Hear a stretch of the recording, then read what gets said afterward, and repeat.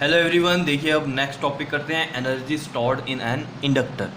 देखो एनर्जी का मतलब ही क्या है। जैसे हमने एनर्जी स्टोर्ड इन कैपेसिटर किया था तो वहाँ पर भी हमने वर्क डन निकाला था, तो इस केस में भी हम वर्क निकालेंगे और उसी को हम क्या बोल देंगे कि ये एनर्जी स्टोर्ड है इन एन इंडक्टर। ठीक है, तो देखो सबसे पहले करंट फ्लो कर रहा है इंडक्टर के अंदर, उसकी वजह से एक ईएमएफ इंड्यूस होता है, ये सब आपको पता है।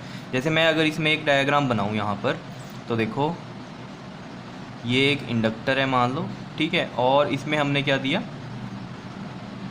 एसी सप्लाई दी, और आप कह सकते हो इसमें कि हमने करंट फ्लो करवाया। ठीक है, तो इसमें ये चीज़ आपको पता है कि कैसे करंट फ्लो करता है और कैसे एकदम से वैल्यू जो है मैक्सिमम नहीं होती है, धीरे धीरे बढ़ती है। ठीक है, या जब ये ऑफ स्टेज में जाता है तो धीरे धीरे ही कम भी होती है। ठीक है, तो वो सब मैंने डिस्कशन किया हुआ है आपको, अगर आपको याद हो सेल्फ इंडक्शन के केस में। ठीक है, वहाँ पर देखो आपके पास सेल्फ इंडक्टेंस वाला टॉपिक भी था, उसमें जो फॉर्मूला आया था वो आपको याद है। एल का फॉर्मूला क्या आया था, ई स्मॉल ई ले लो या कैपिटल ई ले लो, कोई फ़र्क नहीं पड़ता। ई एम एफ अपॉन में आया था rate of change of current D I by D T. यहाँ से अगर मैं ई एम एफ निकालूँ तो ई एम एफ की वैल्यू क्या आ जाएगी, ई इजकल टू में L D I by D T, यहाँ पर इससे मल्टीप्लाई हो जाएगा। ठीक है ना, तो ये ई एम एफ आ जाता था, इंड्यूस्ड ई एम एफ जो इंडक्टर में होता था हमारा, वो क्या होता था, सेल्फ इंडक्टेंस मल्टीप्लाई में rate of change of current आता था। रेट का मतलब dt से है, ठीक है, टाइम से रिलेटेड है। ठीक, तो यही चीज़ यहाँ पर लिखी है हमने, let the current is given to the inductor and then EMF is induced in it. तो ईएमएफ जो इंड्यूस्ड होता है वो होता है आपके पास L D I by D T, ये ईएमएफ इंड्यूस्ड होता है। क्लियर है। अब आपको पता है पावर का जो फॉर्मूला होता है, वी नो दैट पावर का फॉर्मूला होता है वर्क डन अपॉन में टाइम, और वर्क का जो फॉर्मूला बन जाएगा वो बन जाएगा P इंटू में टी, और स्मॉल वर्क डन की अगर हम बात कर रहे हैं तो वो स्मॉल टाइम डी टी में होगा। क्लियर है इतनी बात या नहीं। अब आपको ये भी पता है पावर का जो फॉर्मूला होता है वो होता है V I, power equal to में होता है वी आई, और यहाँ ई एम एफ की बात हो रही है तो ई आई हो जाएगा। समझ रहे हो, ये पूरा का पूरा इधर क्या हो रहा है, रफ हो रहा है वर्क। आ रही है बात समझ में या नहीं। ठीक है, तो पी डी टी और पी का जो फॉर्मूला हो जाएगा यहाँ से ई आई डी टी। क्या इतनी बात क्लियर है या नहीं है बताओ। अब E हमने पता है कितना है, L D I by D T, उसकी वैल्यू यहाँ रख देते हैं। देखो ज़रा, L D I by D T, और साथ में ये क्या है हमारे पास, I भी है। ठीक है, तो मल्टीप्लाई में I इंटू में डी टी। क्लियर, समझ रहे हो क्या किया, सिर्फ E की वैल्यू रख दी है L D I by D T यहाँ पर, बाकी I D T as it is रख दिया। ठीक है, और डी टी से ये डी टी कैंसिल हो रहा है, तो यहाँ से देखो ज़रा, ये L और ये I भी मैं आगे लिख लेता हूँ, और यहाँ बचा ये डी आई। क्लियर, और इधर है ये डी डब्ल्यू। तो ये तो अभी स्मॉल वर्क डन की बात हो रही है। अगर हम टोटल वर्क डन चाहते हैं तो हमें क्या करना पड़ेगा, इंटीग्रेशन। तो इंटीग्रेशन कर देते हैं, इंटीग्रेटिंग ऑन बोथ साइड्स। समझ रहे होंगे, बहुत इजी है, कुछ भी मुश्किल नहीं है। ठीक है, इंटीग्रेट कर दो डी डब्ल्यू कोई इंटीग्रेशन, और L I D I integration में जब जाएगा तो इंटीग्रेशन किसकी होने वाली है बताओ ज़रा। एल तो कांस्टेंट है हमारे पास, सेल्फ इंडक्टेंस, एल को तो अलग ले दो बाहर।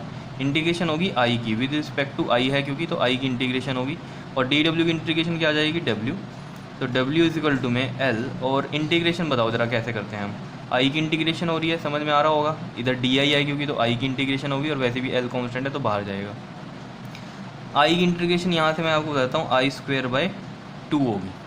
देखो कैसे इंटीग्रेशन निकालते हैं, जैसे मान लो इंटीग्रेशन होती एक्स की, और ये डी एक्स से होता, ठीक है, विद रिस्पेक्ट टू एक्स होता, तो एक्स की इंटीग्रेशन होती। तो देखो कैसे करते हैं, इसकी पावर जैसे 1 है तो 1 में एक 1 ऐड होता है। ठीक है, 1 + 1 2 हो गया, और वही चीज़ नीचे डिवाइड हो जाती है। ठीक है, तो यानी कि ये आ गया एक्स स्क्वायर बाई 2। जैसे इसमें ऐसे ले लो, एक्स 4 डी एक्स की इंटीग्रेशन करनी है, तो एक्स 4 है, प्लस में 1 कर दो, 4 + 1 5, वही नीचे करो, तो एक्स 5, ये देख लो इधर 4 + 1 हुआ, और वही 5 हमने नीचे लिख दिया। ठीक है, तो ऊपर आ गया एक्स की पावर 5 और नीचे 5। इस तरीके से इंटीग्रेशन चलती है। तो उसी तरीके से हमने यहाँ पर भी किया, आई की इंटीग्रेशन करनी थी, तो आई में 1 था ऊपर, तो 1 + 1, और 1 + 1 2 होता है, तो 2 से डिवाइड किया। ठीक है, समझ में आया, आई स्क्वायर बाई 2 कैसे लिखा है हमने इंटीग्रेशन में। क्लियर। अब मैंने आपको जो बोला था वर्क डन को ही क्या बोलते हैं हम, एनर्जी, और एनर्जी को हम किससे लिखते हैं यहाँ, यू से। समझ रहे हो, यही वर्क डन है, और इसी को ही हमने एनर्जी बोल दिया। क्लियर, तो हम इसको ऐसे लिख सकते हैं 1/2 एल आई स्क्वेयर। तो एल मैं यहाँ लिख देता हूँ, एल आई स्क्वेयर। इस तरीके से हम कर सकते हैं इसको। ठीक है, तो ये आ गया हमारे पास energy stored in an inductor. कितनी बात समझ में आई है। ठीक है, बहुत ही सिंपल सा था। तो ये हमारे पास इसका रिजल्ट। क्लियर कर लोगे, बिल्कुल ईजी है, कुछ भी मुश्किल नहीं है। ठीक है, बस आपको ईएमएफ पता होना चाहिए। इंडक्टर के केस में क्या होता है, LDI/dt। बाकी आपको पता है पावर का फॉर्मूला ये होता है, वहाँ से वर्क निकाल लेंगे। वर्क फिर हम स्मॉल वर्क डन की बात करेंगे स्मॉल टाइम में। पावर का फॉर्मूला हमें पता है EI है, ई की वैल्यू रखेंगे और फिर ये जो कट गया उसके बाद हमने इंटीग्रेशन करनी है, क्योंकि हमें टोटल वर्क डन चाहिए और टोटल वर्क डन हमें पता है किस तरीके से निकलेगा।